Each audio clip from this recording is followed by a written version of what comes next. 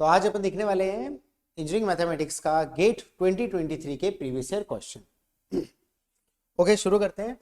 तो यहाँ पर पहला वाला क्वेश्चन है, given two vectors, A vector आपको दे रखा है 3i cap plus 2j cap and B vector आपको दे रखा है i cap plus j cap. The magnitude of projection of A vector along B vector is. ठीक है, अब ए वेक्टर का प्रोजेक्शन अलोंग बी वेक्टर होता है, तो A vector along B vector के प्रोजेक्शन का फॉर्मूला होता है A vector dot product of B vector upon magnitude of B vector. ठीक है भैया, अब यहां से अपन ए डॉट बी निकालेंगे। तो ए डॉट बी कैसे निकलता है, 3i cap dot I cap, मतलब 3 इंटू 1, आई डॉट आई आपका 1 ही होता है, तो यहां लिख देंगे 3 into 1 plus 2i cap 2j cap plus j cap, मतलब 2j कैप का डॉट प्लस j कैप, तो j dot j1 and 2 into 1, तो यहां रख देंगे 2 into 1 upon magnitude of B vector and B vector ये, तो इसका मैग्नीट्यूड कितना हो जाएगा, अंडर रूट 1 का स्क्वायर प्लस 1 का स्क्वायर। इसको अपन इक्वल टू देखेंगे तो 3 into 1 is 3 and 2 into 1 is 2, तो 3 प्लस 2 इज 5 अपॉन 1 का स्क्वायर 1, 1 का square 1, 1 plus 1 is 2 which is under root 2। हो गया सॉल्व। तो ए वेक्टर का projection along B vector is 5 by root 2 which is option A. Simple, easy. चलिए next question पे चलते हैं। नेक्स्ट क्वेश्चन क्या बोलता है, थोड़ा नेक्स्ट क्वेश्चन को देखते हैं। नेक्स्ट क्वेश्चन में बोल रहा है कि given two random variable x and y the expected value e of 3x minus 5y। Simple है, इसको अपन सॉल्व करेंगे तो क्या आएगा, expected of 3x minus 5y। Simple है, कांस्टेंट बाहर आ जाता है, तो यहां पर 3 बाहर आ गया, ये हो गया एक्सपेक्टेशन ऑफ वेरिएबल x, और यहां से -5 बाहर आ जाएगा into expectation of variable y। Simple सा क्वेश्चन है। तो ये वाला ऑप्शन किससे मैच कर रहा है, 3ex minus 5y, 3ex minus 5y क्या अपना ऑप्शन ए से मैच कर रहा है? यस सर, मेरा ऑप्शन ए से ये मैच कर रहा है। आगे बढ़ते हैं, नेक्स्ट क्वेश्चन की तरफ बढ़ते हैं। अगला क्वेश्चन क्या बोल रहा है, ध्यान से देखो। अगला क्वेश्चन आपको पूछा गया है, x and y are function of independent variable r and theta as given below. x is equals to r cos theta, यहां पर लिख दो, इसका काम यूज होएगा। अगर मैं सॉल्यूशन की तरफ बढ़ूं तो x is equals to r cos theta and y is equals to दे रखा है r sin theta। ओके, और आपको पता है Jacobian, the Jacobian on x y is, तो जेकोबियन ऑन एक्स वाई क्या होता है, जेकोबियन ऑन एक्स वाई का फॉर्मूला क्या हो जाता है आपका, जेकोबियन ऑन एक्स वाई, मतलब आपको हो गया doh of x comma y upon doh of r comma theta. अब इसका फॉर्मूला क्या हो जाएगा, इसका फॉर्मूला हो जाता है आपका डिटर्मिनेंट।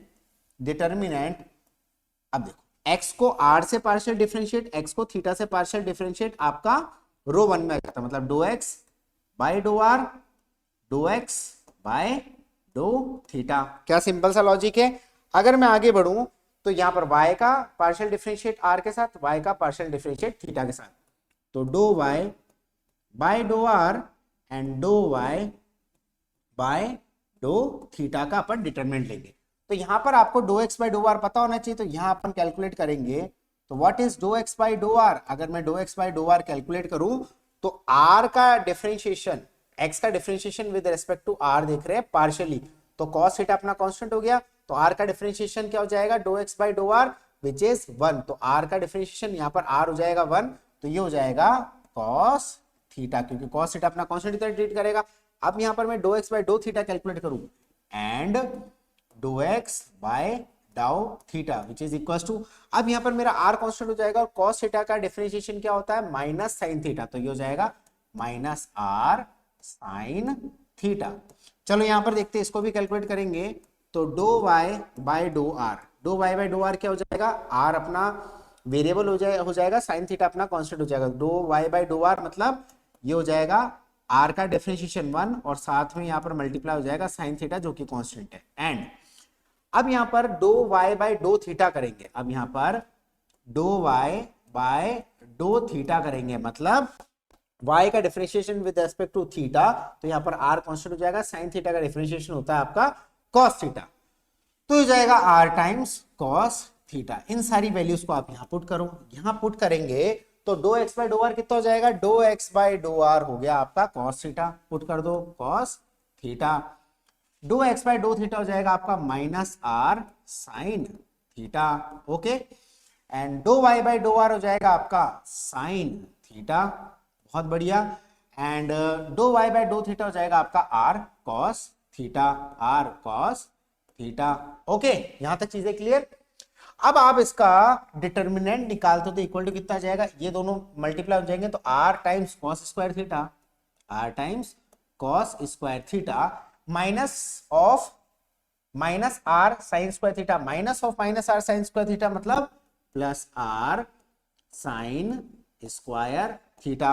अब आप नोटिस करने वाली बात है, जब मैं आर कॉमन निकालूंगा तो अंदर क्या बचेगा, sign square theta plus cos square theta, अंदर बचेगा sign square theta plus cos square theta. हमें पता है ट्रिग्नोमेट्रिक आइडेंटिटी से कि sign square theta plus cos square theta आपका 1 होता है, तो इक्वल टू हो गया आपका answer r. Simple easy question था, तो इक्वल टू आंसर आपका आर हो चुका है। तो कौन से ऑप्शन में आर है, ऑप्शन डी में आपको आर नजर आता, तो option D is your correct answer. चलिए नेक्स्ट क्वेश्चन पे चलते हैं। अगला सवाल क्या बोल रहा है, evaluate the evaluated of the integral I is equal to this, मतलब ये आपको फंक्शन दे रखा है dx yields। एक सबसे इंपॉर्टेंट फॉर्मूला मैं आपको यहाँ पर बताना चाहूंगा, बहुत काम का फॉर्मूला, बहुत यूज होएगा, ध्यान से देखना, क्योंकि यही फॉर्मूला मैंने आपको क्लास में भी बहुत अच्छे से कराया है। तो ध्यान से देखो ये वाला फॉर्मूला, क्या फॉर्मूला, अगर आपके पास में कोई इंटीग्रेशन आ जाता है, इंटीग्रेशन, अगर डिनोमिनेटर में कोई फंक्शन है fx, उसका जस्ट डिफरेंशिएशन आपको न्यूमरेटर में मिलता है, तो इसका इक्वल टू इंटीग्रेशन क्या हो जाता है, ln ऑफ fx। क्या यहां तक चीजें क्लियर, ln ऑफ fx, ये आपका आंसर हो जाता है प्लस कांस्टेंट, हालांकि यहां पर कांस्टेंट यूज नहीं किया है तो अपन भी यहां पर कांस्टेंट नहीं लगाएंगे। क्या चेक करें ऐसा है कि नहीं है, पहले इसको डब्बे में डाल देते हैं, फॉर्मूला बहुत इंपॉर्टेंट है, आपके बहुत काम आएगा, तो इसको अपन डब्बे में डाल देते हैं इस फॉर्मूले को। अब आगे बढ़ते हैं।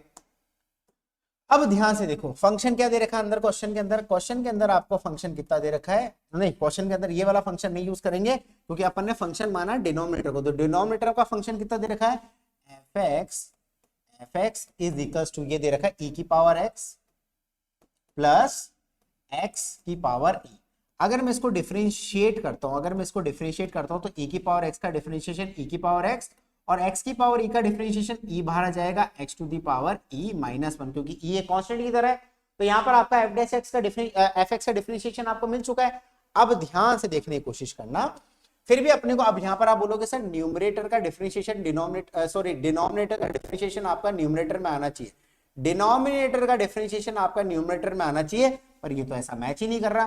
ध्यान से देखोगे, क्या मैं अगर दोनों साइड e से डिवाइड कर दूं, अगर मैं दोनों साइड e से डिवाइड कर दूं तो हो जाएगा मेरा, मतलब सर e की पावर x अपॉन e कर देंगे plus e x to the power e minus 1 upon e। ये मेरे दिमाग में कैसे है कि सर डिनोमिनेटर से डिवाइड करो, क्योंकि मुझे पता है यहाँ पर x की पावर e माइनस 1 हो, इधर जो x की पावर e माइनस 1 के साथ में e मल्टीप्लाई हो रहा था, इसको हटाने के लिए मैंने e से डिवाइड करा। देखते हैं आगे क्या होता है। अगर मैं आगे देखूंगा तो f डैश x, यहां पर देखूंगा तो f dash x upon e कितना हो गया, इक्वल टू, यहां पर हो जाएगा e ऊपर जाएगा तो e की पावर माइनस 1, तो e की पावर x माइनस 1 हो जाएगा, ये हो जाएगा e to the power x minus 1 plus, यहां पर आप नोटिस करो तो ये e से ये e कैंसिल हो गया, ये e से ये e कैंसिल हो गया, तो plus x to the power e minus 1। क्या मेरे न्यूमरेटर से मैच हो चुका है, मतलब यहां पर मैं बोलूं कि जो f डैश x, इस फंक्शन का जो डिफरेंशिएशन आया था वो एक्चुअली क्या आया था, f dash x is equal to, e से मैं मल्टीप्लाई कर देता हूं e times e to the power x minus 1 plus x to the power e minus 1। पर सर फिर से कोई बात हो गई कि fx तो ये रहा, उसका डिफरेंशिएशन ये आ रहा, पर न्यूमरेटर में तो ऐसा कुछ नहीं है। अब अपने यहां पर दिमाग लगाएंगे, अब अपन यहां पर बहुत ही शानदार दिमाग लगाएंगे, वो दिमाग देखो क्या लगाएंगे। अब यार यहां पर जो यही वाला इंटीग्रल आपको दे रखा है, इस आई को क्या रखो, इंटीग्रेशन, क्या मैं ई और ई से मल्टीप्लाई डिवाइड कर दूं, यहां पर ई और ई से मल्टीप्लाई डिवाइड कर दूंगा तो न्यूमरेटर में क्या जाएगा, e times e to the power x minus one plus x to the power e minus one. हाँ या ना तो बोलो, क्या यहां तक चीजें क्लियर? अपॉन डिनोमिनेटर में क्या हो गया, e की power x plus x to the power e। हाँ, क्या यहां तक चीजें क्लियर? इसी को तो डिफरेंशिएट करना है, इसी को तो इंटीग्रेट करना है। क्या ये अब पूरा का पूरा क्या मेरा इससे मैच हो रहा है? क्योंकि नीचे जो फंक्शन था उसका डिफरेंशिएशन के ऊपर मिल गया। मतलब ये जो फंक्शन है, ये जो एफ एक्स है, क्या उसका एफ डैश एक्स मुझे न्यूमरेटर में नजर आ रहा है? बिल्कुल सर नजर आ रहा है। इस एफ एक्स का डिफरेंशिएशन आपको न्यूमरेटर में नजर आ रहा है। आ गया? तो यहां पर सीधा सीधा सिंपल क्या हो जाएगा, यही i इक्वल टू क्या हो जाएगा, 1 अपॉन ई। यही i equal to 1 upon e ln of f x. F x किसको बना था अपन? डिनोमिनेटर को। ln ऑफ एफ एक्स कितना है, e की power x plus x to the power e। खत्म, ये हो गया आपका सॉल्व। इजी सॉल्यूशन है। अब ये वाला मेथड जनरली आपको नहीं देखने को मिलेगा, क्योंकि ये वाला मेथड आपको, ये जो फॉर्मूला इंपॉर्टेंट है, ये आपको फॉर्मूला क्लास में ही बहुत अच्छे समझाया गया है। तो ये किस ऑप्शन से मैच होता है अपना, ln 1 upon e, e to the power x plus x to the power e, which is option B से आपका ये वाला आंसर मैच होता है। बहुत अच्छे से क्लियर? क्या यहां तक चीजें क्लियर हो चुकी है? बहुत बढ़िया। चलिए अपन नेक्स्ट क्वेश्चन पे चलते हैं। अगला सवाल क्या पूछा गया? अगला सवाल आपको क्या पूछा गया है, ध्यान से देखते हैं। गिवन द फंक्शन, बहुत अच्छे से क्लास में शॉर्ट एंड स्वीट तरीके से आपको इसका सॉल्यूशन मिलेगा। गिवन द फंक्शन, आपको ये फंक्शन दे रखा है mod x plus mod of x minus one. क्या आपको क्लास में ही बहुत अच्छे समझाया है? क्या आपको क्लास में ही बहुत अच्छे समझाया है कि mod x plus mod of x minus one, कभी भी मॉड का फंक्शन आता है क्या वो हमेशा कंटिन्यूअस होता है? हाँ सर, पर मॉड का फंक्शन जिस पॉइंट पे, जैसे फॉर एग्जांपल मैं आपको बोल देता हूं, जैसे फॉर एग्जांपल मैं आपको बोल देता हूं कोई भी मान लो कोई फंक्शन है, जैसे for example gx is equals to mod of fx। बहुत ध्यान से सुनना, एक बार में कंसेप्ट क्लियर हो जाएगा। तो ये जो gx होगा ना, ये जो gx होगा वो तो हमेशा कंटिन्यूअस होगा, ये जो gx होगा वो हमेशा कंटिन्यूअस होगा।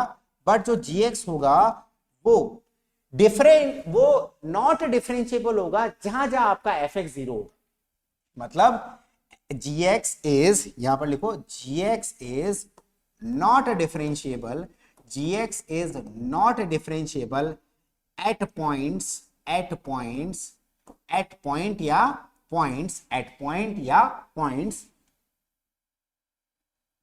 एट पॉइंट्स, पॉइंट या points when, where, where function जो fx है वो कहां कहां जीरो, एट पॉइंट्स, पॉइंट या point where fx is equal to zero. तो ये बात भी बहुत ज्यादा इंपॉर्टेंट है, ये बात भी बहुत ज्यादा इंपॉर्टेंट है। अब यहां पर ये चीज मैंने आपको क्लास में सिखाई थी, अब यही चीज अपने को यहां अप्लाई करनी। ये जो फंक्शन है, हालांकि मैंने अंदर फंक्शन बोल दिया, इसको gx बोल दिया, क्या फर्क पड़ता है, ये जो फंक्शन है। अब मॉड के अंदर देखो x और मॉड के अंदर देखो x माइनस वन। यहां से एक चीज तो क्लियर हो जाती है, ये जो फंक्शन है ये पूरा का पूरा फंक्शन कंटिन्यूअस तो है, ये पूरा का पूरा फंक्शन कंटिन्यूअस है। बट एक और चीज क्लियर होती है, मॉड वाला जो फंक्शन होता है वो नॉट डिफरेंशिएबल तो होता है, ये डिफरेंशिएबल नहीं है। ये चीज आपको क्लास में बताई थी कि मॉड का फंक्शन कंटिन्यूअस होगा बट नॉट डिफरेंशिएबल होगा। अब ऑप्शन पे अपन जाते हैं, ऑप्शन पे जाएंगे तो for all real x which of the following statement is correct, the function is continuous and not differentiable eight one point, हो सकता है। Function is continuous but not differentiable eight 2 points, हो सकता है। Function is continuous at differentiable, नहीं sir differentiable तो नहीं होता, मॉड आ चुका है, ये हमको क्लियर है। द फंक्शन इज डिसकंटिन्यूअस, नहीं सर मॉड का फंक्शन कंटिन्यूअस होता, अभी आपने बताया ऑप्शन डी, तो ऑप्शन ए और बी में आएगा। अब ऑप्शन ए और बी में आपको ये पता होना चाहिए कि ये तो पता है कि फंक्शन कंटिन्यूअस है और नॉट डिफरेंशिएबल, पर वहां पर बोल रहा है 1 पॉइंट पे 2 पॉइंट पे। अब यहां पर मॉड कितने, यहां पर मॉड आपको 2 मिल रहे, मतलब अगर मैं इसको खोलूं तो x इक्वल्स टू 0 पे, एक तो नॉट डिफरेंशिएबल है, अगर मैं इसको खोलूं तो x माइनस वन, मतलब x इज इक्वल टू 1 पे मेरे मॉड का अंदर का जो फंक्शन है वो 0 हो रहा है, और यहाँ पर x इक्वल 0 पे ये मॉड का फंक्शन है जो 0 हो रहा है। मतलब 2 पॉइंट्स यहाँ पर है जहां पर ये फंक्शन नॉट डिफरेंशिएबल है। मतलब कौन सा, ऑप्शन ए भी गया क्योंकि 1 पॉइंट तो हट गया। The function is continuous but not differentiable eight 2 points. वो 2 पॉइंट्स कौन से, वो 2 पॉइंट कौन से, x is equal to 0 and x is equal to 1। मतलब ऑप्शन बी आपका, ऑप्शन बी आपका करेक्ट ऑप्शन। क्या यहां तक चीजें क्लियर? बहुत बढ़िया। चलिए नेक्स्ट क्वेश्चन पे चलते हैं। अगला सवाल क्या बोल रहा है?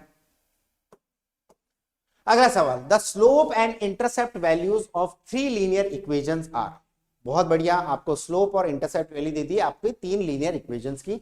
The above system of equation has multiple solution, single solution, trivial solution या नो सॉल्यूशन।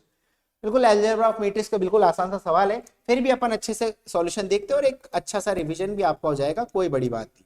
अब ध्यान से, सबसे पहले आपको पता है लाइन की इक्वेशन या लीनियर इक्वेशन क्या होता है, y is equal to mx plus c.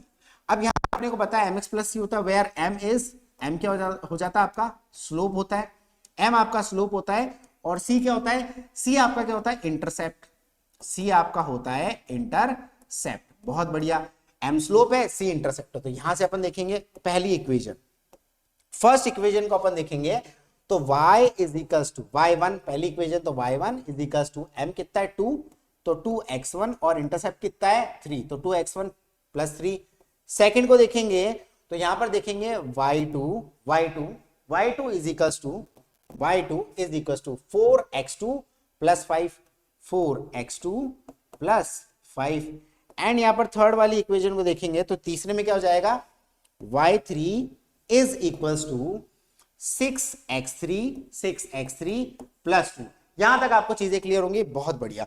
अब इसको कन्वर्ट करना अपने को है ना, इसको कन्वर्ट करना अपने को जिससे अपन मैट्रिक्स की फॉर्म बना पाए, क्योंकि भैया आपको सिस्टम ऑफ लीनियर इक्वेशन अगर आपको पता करना है कि ये मल्टीपल सॉल्यूशन, सिंगल सॉल्यूशन, तो अपन रैंक ऑफ मैट्रिक्स का यूज करेंगे, और रैंक ऑफ मैट्रिक्स का यूज करने के लिए आपको मैट्रिक्स बनानी जरूरी है। तो यहां पर अपन क्या करेंगे, इसको प्रॉपर मैट्रिक्स बनाएंगे। तो यहां पर क्या कर जाएंगे अपन, 2x1 minus y1 is equal to -3।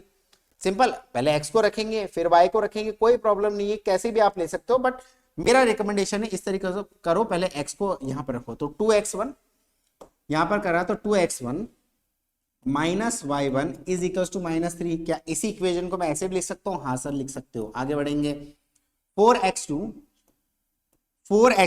Minus y2 is equal to -5 is equal to -5। इसको लिखेंगे 6x3 माइनस y3, इसको लिखेंगे 6x3 minus y3 is equal to -2। बहुत बढ़िया, यहां तक कर दिया। अब इसी इक्वेशन को मैं मैट्रिक्स का फॉर्म दूंगा, अब मैं इसी इक्वेशन को मैट्रिक्स का फॉर्म दूंगा। ध्यान से देखना, कोएफिशिएंट 2 -1 यहां रखूंगा 2, ये हो गई मैट्रिक्स ए। चलो पहले लिख ही देते हैं। यहां से आप देखोगे तो मैट्रिक्स ए कितनी है, ये आपकी मैट्रिक्स ए कितनी है आपकी, मैट्रिक्स ए है आपकी व्हाट, 2 -1 4 -1 4 -1 एंड 6 -1, यहां पर 6 -1, ये तो मैट्रिक्स ए हो गई। एंड मैट्रिक्स बी कितनी हो गई, मैट्रिक्स बी आपकी कितनी हो गई, मैट्रिक्स बी आपकी ये वाली होती है -3 -5 एंड -2, -3 -5 एंड -2। कौन सा फॉर्म बनाने की कोशिश कर रहे हैं अपन, फॉर्म बनाने की कोशिश कर रहे हैं matrix A into matrix x is equal to matrix B. क्या यहां तक चीजें क्लियर है? अब बोलोगे सर ये मैट्रिक्स एक्स क्या है, तो ये इसको भी देख लेते हैं, व्हाट इज मैट्रिक्स एक्स। तो मैट्रिक्स एक्स आपकी क्या हो जाएगी, यहां पर आपकी मैट्रिक्स एक्स कितनी हो जाएगी, ध्यान से देखने की कोशिश करेंगे तो मैट्रिक्स एक्स कितनी हो जाएगी, x1 एंड y1। क्या यहां तक चीजें क्लियर है? मेरे ख्याल से यहां तक कोई डाउट नहीं होगा। अब x1 y1 ले लो, x2 y2 ले लो, कोई फर्क नहीं पड़ता, तीन लीनियर इक्वेशन है। तो यहां पर 2x1 माइनस, अब xy भी ले सकते हो, कोई प्रॉब्लम नहीं। इसको आप x1 y1 की जगह यहां पर आप xy भी ले सकते हो, कोई प्रॉब्लम नहीं। इसको यहां पर हटा दो, यहां हटा दो, कोई प्रॉब्लम नहीं है। अगर आप फॉर्म लेना भी चाहो तो कोई दिक्कत नहीं है, अपने को पता होना चाहिए कि किस तरीके से अपन इसको सॉल्व कर रहे हैं। ध्यान से देखते हैं अपन बिल्कुल अच्छे से, है ना।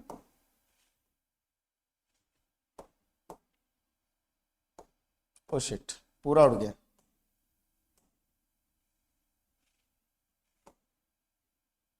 चलो यहां तक तो अपने को चीजें क्लियर होती है, इसको एक बार थोड़ा सा देख लेते हैं अपन, कोई दिक्कत की बात नहीं है।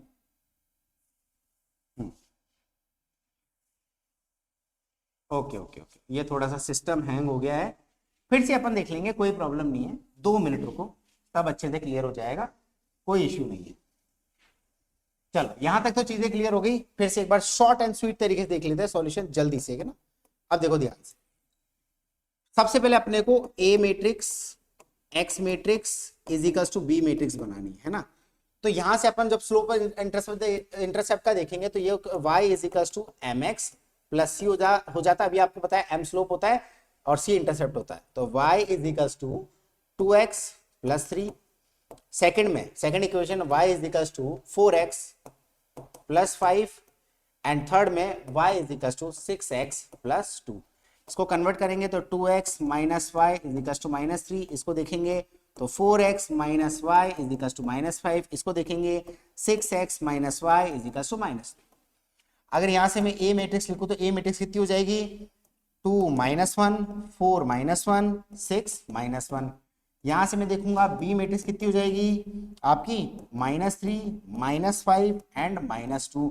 और यहां से एक्स मैट्रिक्स कितनी हो जाएगी आपकी, एक्स एंड वाई। तो अपन कैसा फॉर्म बना रहे हैं, A matrix into X matrix is equals to B matrix. क्या यहां तक चीजें क्लियर है? इस फॉर्म को अपने को कन्वर्ट करके देना है। अब रैंक ऑफ मैट्रिक्स के हिसाब से अपन निकालेंगे तो यहां पर अपन क्या निकालेंगे, रैंक ऑफ ए निकालेंगे। एक तो रैंक ऑफ ए मैट्रिक्स निकालते हैं and rank of A B matrix निकालते हैं। क्लास में क्या पढ़ा था, रैंक ऑफ ए बी ही कैलकुलेट करो। तो यहां पर ए बी मैट्रिक्स देखेंगे, rank of A B matrix ही बनाओ, उसी से रैंक निकालने की कोशिश करो। अगर ए और बी को मैं कंबाइन कर दूं, ए और बी को मैं कंबाइन कर दूं, 2 माइनस 1, 4 माइनस 1, 6 माइनस 1, 2, या कॉलम 2 4 6, कॉलम 1 में कितना जाएगा 2 4 6, यहां पर आ जाएगा कॉलम 1 में आपको 2 4 6, ठीक है। कॉलम 2 में आ जाएगा -1 -1 -1 -1 -1 -1 -1 एंड यहां पर देखेंगे तो यहां पर क्या आ जाएगा, बी। सीधी लाइन रखो, ए बी मैट्रिक्स है, कोई दिक्कत नहीं। और बी का कितना है, -3 -5 -2, -3 -5 एंड -2। अब यहां पर अपन क्या लगाएंगे, फॉर्मूला आपको बहुत अच्छे से पता है, तरीका भी आपको बहुत अच्छे से पता है। सबसे पहले मैं इन दोनों को जीरो करने की कोशिश करूंगा। अब मैं इन दोनों को जीरो करने की कोशिश करूंगा तो यहां क्या मेथड लगेगा, क्या लगेगा, रो 2 में ऑपरेशन करेंगे, रो 2 में ऑपरेशन करेंगे, row 2 -2 times of row 1, -2 times of row 1। Row 3 में ऑपरेशन करेंगे, रो 3 -3 टाइम्स ऑफ रो 1। ये ऑपरेशन करने के बाद में अपने पास में क्या आ जाएगा, यहां पर रो 1 तो वैसे कुछ रहेगा, रो 2 -1 -3, रो 1 वैसे ही रहेगा, 4 -4 0। तो यहां पर ये हो जाएगा 0 1 एंड 1 करके देख लेना कैलकुलेट, नीचे हो जाएगा 0 2 एंड 7। ये ऑपरेशन के बाद में ये मैट्रिक्स बनेगी, बहुत बढ़िया, बहुत शानदार, ठीक है। करके देख लेना यार, एक करके बता दो तो आपको, ये वाला करके बता दो 2 कैसे आया। देखो -1 row 3 -3 times of row 1, -1 minus of -3 मतलब 3 -1 कितना होता है, 2 होता है। क्या चीजें क्लियर है? अब एक और ऑपरेशन करूंगा, सबसे पहले मैं इन दोनों को जीरो करता हूं, फिर मैं इसको जीरो करता हूं, ये सब आपको क्लास में बताई थी।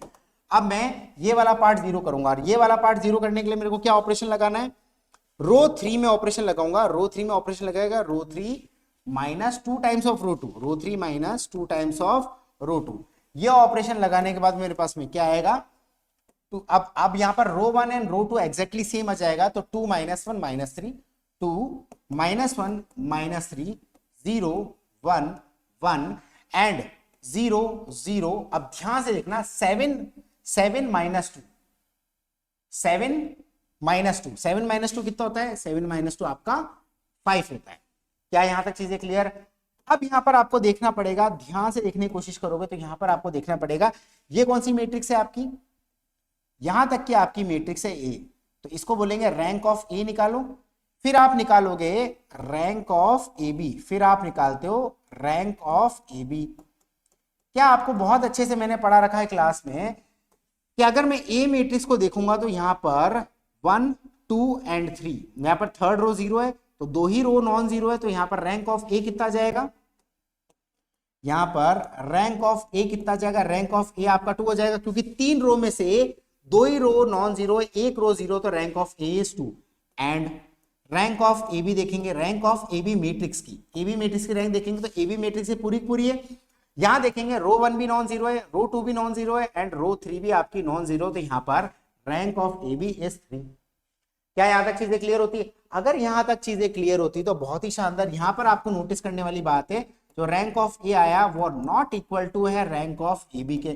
जब rank of A rank of A B के नॉट इक्वल होता है तो अपन क्या बोलते हैं, system of equation has no solution. क्या यहां तक चीजें क्लियर है? भैया rank of A rank of A B के बराबर ही नहीं है तो अपन क्या बोलते हैं, सीधे सीधा नो सॉल्यूशन। बस सिंपल, खत्म। नो सॉल्यूशन मतलब कौन सा ऑप्शन करेक्ट है, नो सॉल्यूशन का मतलब कौन सा ऑप्शन करेक्ट है, option D is your correct answer. मेरे ख्याल से यहां तक चीजें क्लियर है, किसी को कोई डाउट नहीं है। चलो यार अगला क्वेश्चन देखो। अब अगला क्वेश्चन देखते हैं, इसको ध्यान से पढ़ो। मैट्रिक्स ए इज, यहां पर ध्यान से पढ़ो, what is matrix A? Matrix A is negative matrix. which one of the following is not the correct statement? इसको पढ़ना मत भूलना बेटा, ये जनरली आप लोग मिस करते हो, नॉट है ना, नॉट लिखा है मतलब 3 स्टेटमेंट सही है, एक स्टेटमेंट करेक्ट नहीं है, वो आपको पता करना है। Which of the following is not the correct statement about the matrix? थोड़ी इसकी थ्योरी देख लेते हैं, जनरली आपको इसकी थ्योरी यूज नहीं होती है, बट इसकी छोटी सी थ्योरी की नेगेटिव मैट्रिक्स की क्या थ्योरी। 3 पॉइंट से इंपॉर्टेंट नेगेटिव मैट्रिक्स पता करने के, 3 इंपॉर्टेंट पॉइंट्स है भैया नेगेटिव मैट्रिक्स पता करने के, वो 3 इंपॉर्टेंट पॉइंट्स अपन देख लेते हैं। सबसे पहला important, matrix A is negative definite. Matrix A is negative definite. कब होता है मैट्रिक्स ए को नेगेटिव डेफिनेट, अपन कब बोलते हैं, उसके 3 पॉइंट्स है, उसको ध्यान से देख लो। पॉइंट नंबर 1 क्या होता है, it's symmetric and all pivots are negative. ये सिमेट्रिक होनी चाहिए, it's symmetric and all pivots it's symmetric and all pivots are negative. ये तो पॉइंट हो गया एक। दूसरा पॉइंट अपन क्या देखता है, दूसरा पॉइंट अपन देखते हैं matrix a matrix is negative definite. कब देखते हैं, डिटर्मिनेंट इंपॉर्टेंट है किसी भी मैट्रिक्स ए का, तो डिटर्मिनेंट अपन देखते हैं। डिटर्मिनेंट एक्चुअली क्या होता है ना, बता देंगे आपको कैसे चेक करना है। डिटर्मिनेंट्स मतलब डी आई, ठीक है, डी आई लेस देन 0 होना चाहिए फॉर ऑड। ये मैं आपको एक एग्जाम्पल के थ्रू बता दूंगा। And D I greater than 0 होना चाहिए, डी आई ग्रेटर देन 0 होना चाहिए फॉर इवन। एक तो ये है दूसरा क्राइटेरिया चेक करने का, मतलब ये तीनों कंडीशन सेटिस्फाई होनी चाहिए। तीसरा क्या हो जाता है, तीसरा हो जाता है कि all eigen values are negative. All eigen values are negative. ये तीनों पॉइंट जब सेटिस्फाई होते हैं तो उस मैट्रिक्स को अपन बोलते हैं नेगेटिव डेफिनेट। क्या चीजें क्लियर है? अब पहले ये 3 पॉइंट भी अगर आपको याद है तो ऑप्शन आप एलिमिनेट कर सकते हो। भैया सिमेट्रिक होनी चाहिए, trace of A is always it's symmetric, बिल्कुल सही है, मतलब ये वाला ऑप्शन बिल्कुल करेक्ट है ना।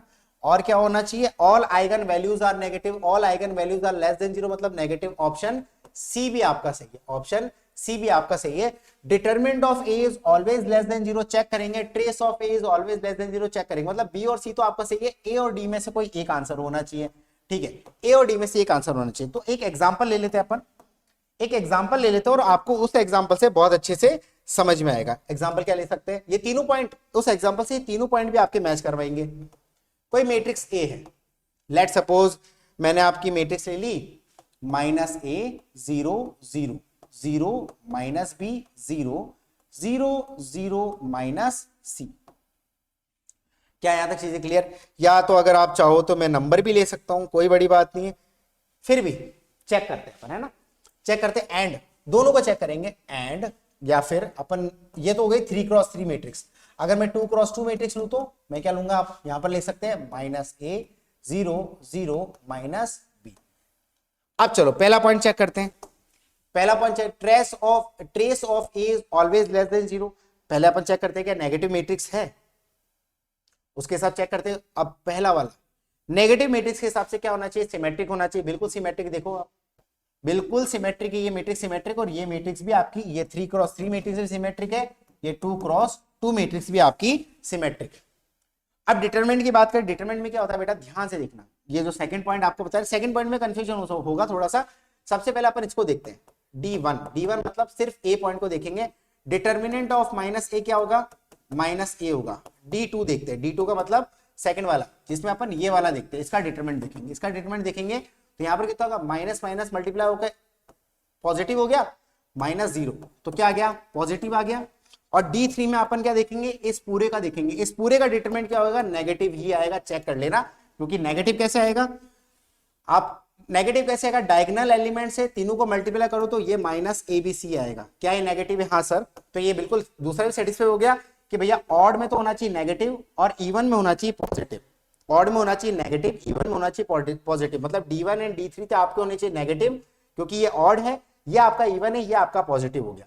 तो इस मैट्रिक्स के हिसाब से सेकंड कंडीशन भी आपकी सेटिस्फाई हो रही है। अगर मैं थर्ड पे जाऊं तो all eigen values are negative, बिल्कुल सही बात है। क्या सारी आइगन वैल्यू नेगेटिव है, हाँ सर। अगर मेरी डायगोनल एलिमेंट्स की आइगन वैल्यू वही होती है तो आइगन वैल्यूज की बात करूं तो λ1 आपका -a, λ2 आपका -b एंड λ3 आपका -c। क्या बिल्कुल आराम से ये एक क्या नेगेटिव डेफिनेट वाली सारी प्रॉपर्टीज को सेटिस्फाई कर रहा, मतलब ये मैट्रिक्स को मैं बोल सकता हूं। अब इंपॉर्टेंट बात क्या है, अब इस क्वेश्चन को थोड़ा सा देखने की कोशिश करते हैं, क्वेश्चन में क्या बोला गया है। अब ये मैट्रिक्स अपनी प्रूव तो हो गई भैया, ये एक नेगेटिव डेफिनेट मैट्रिक्स है, अपना प्रूव हो चुका है। अब इसको देखते हैं क्या ट्रेस ऑफ ए, भैया दोनों की बात करी मैंने, इन दोनों में देख लें, इधर भी देख लो आप D1 आपका क्या -a और D2 आपका क्या है AB, तो D1 आपका क्या नेगेटिव, D2 आपका क्या पॉजिटिव। खैर एनीवे दोनों मैट्रिक्स का देखना पड़ेगा आपको, 2x2, 3x3, 4x4, 5x5 सबका आपको देखना पड़ता है। अब ट्रेस ऑफ ए यहां देखेंगे, ट्रेस ऑफ ए मतलब -a + b + c। यहां पर भी अपन देखेंगे trace of A is minus बाहर निकाल दिया a + b। ट्रेस क्या होता है, sum of the diagonal elements trace है, बिल्कुल सही बात है। पहला वाला चेक कर लिया, दूसरा वाला चेक करते हैं। It is symmetric, yes sir, इसका जो ट्रांसपोज होगा वो इसी के ही बराबर है, करके देख लो। सारी रोज कॉलम के बराबर है, बिल्कुल सही बात है सर, इजीली हो जाएगा। इसका ट्रांसपोज करोगे ये भी आपका ए के बराबर है, मैच करके देख लेना। थर्ड पॉइंट देखते हैं, थर्ड क्या बोला गया है, all the eigen values are less than 0, हाँ सर सारी आइगन वैल्यू लेस देन 0। इधर λ1 कितनी है -a, λ2 कितना है, इधर देखेंगे λ2 कितना है, λ2 आपका -b एंड λ3 कितना है -3। सारी आइगन वैल्यूज नेगेटिव है। इधर कितना है, λ1 कितना है -a, इधर λ2 कितना है -b। ठीक है, चौथा क्या बोला है, determinant of A is always less than 0। ठीक है भैया, इसका डिटरमिनेंट देखते हैं, इस मैट्रिक्स का डिटरमिनेंट देखते हैं। इस मैट्रिक्स का डिटरमिनेंट कितना है, -a × -b × -c, मतलब -abc। क्या नेगेटिव है, yes sir, but 2x2 matrix का डिटरमिनेंट देखोगे तो ये आएगा ab। इंपॉर्टेंट है, यहीं पर ही सवाल है और यहीं पर ही आपको क्वेश्चन ने फंसाया है। ये आया आपका नेगेटिव और ये आया आपका पॉजिटिव। अब आप ऐसे भी देख सकते हो कि 3x3 आएगा हमेशा नेगेटिव। अगर नेगेटिव डेफिनेट की बात करेंगे तो 3x3 का डिटरमिनेंट हमेशा नेगेटिव आएगा, बट आप इवन मैट्रिक्स की बात करोगे तो वो हमेशा पॉजिटिव आएगा। यहां पर भी इससे भी एक चीज देख सकते हो, इवन मैट्रिक्स का डिटरमिनेंट हमेशा पॉजिटिव आएगा, ऑड मैट्रिक्स का डिटरमिनेंट हमेशा नेगेटिव आएगा। ये आप यहां पर भी देख सकते हो। तो बहुत सारे तरीके चेक करने के, तो कौन सा ऑप्शन है, कौन सा ऑप्शन अपना सेटिस्फाई नहीं हो रहा sir, D option, determinant of A is always less than 0। नहीं सर, 3x3 मैट्रिक्स में यहां पर देखेंगे तो 3x3 मैट्रिक्स में नेगेटिव है, बट 2x2 मैट्रिक्स में ये डिटरमिनेंट पॉजिटिव है। ये चीज देखिए सॉरी, तो यहां से कौन सा ऑप्शन करेक्ट हो गया, आपका ऑप्शन डी इसका आंसर हो गया। करेक्ट नहीं, ये इनकरेक्ट ऑप्शन है, बट इस क्वेश्चन का आंसर क्या है, ऑप्शन डी इस क्वेश्चन का आंसर है। Thank you so much, will see you in the next video.